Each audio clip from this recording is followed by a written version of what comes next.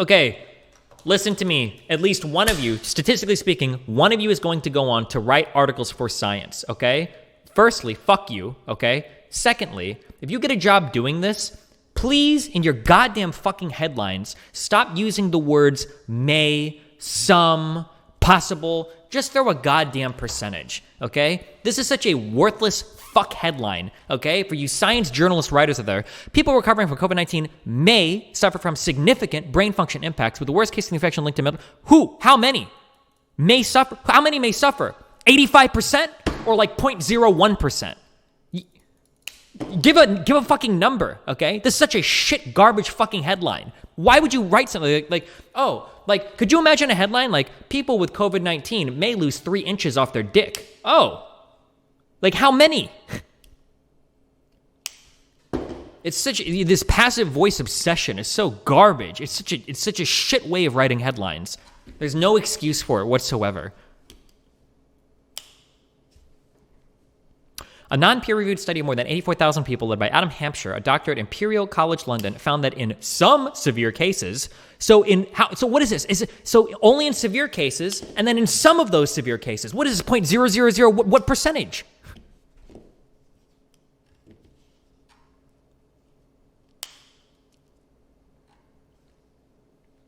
The cognitive deficits were of a substantial effect size, particularly among people who had been hospitalized with COVID-19, researchers said, with the worst cases showing impact equivalent of the average 10-year decline in global performance between ages of 20 to 70.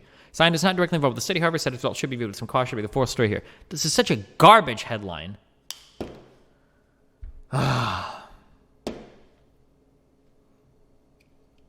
Normally, Reuters is really good. No, all science journalists are trash, fucking shit, clickbait, fucking loser writers. It's not a Reuters or whatever a specific problem. It's just the people that write scientific articles are garbage. And the worst thing is that it's their job to do it. Usually the people that write scientific articles and scientific article headlines, usually these are specialized writers. These aren't just normal journalists that are summarizing science matter. These are normally like special writers that do this stuff. Like,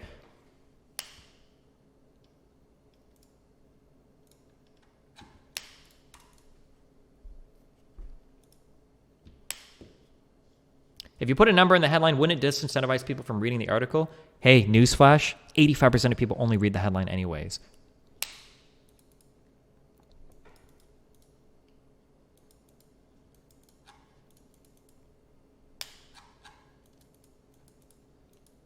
Part of the Sapolsky lectures we listened to he had a really great example of this about how confidence intervals and sample size and all of that blah blah blah, that like sometimes you just need like one crucial piece of information to radically change your entire understanding of a particular factoid.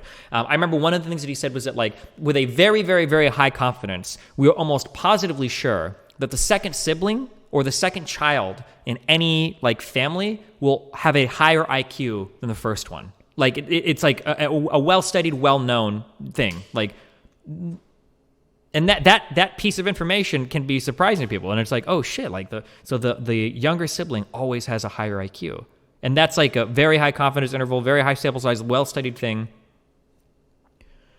But the difference in IQ is 1 point. So it's like, but like if you leave that factoid out, then you're missing.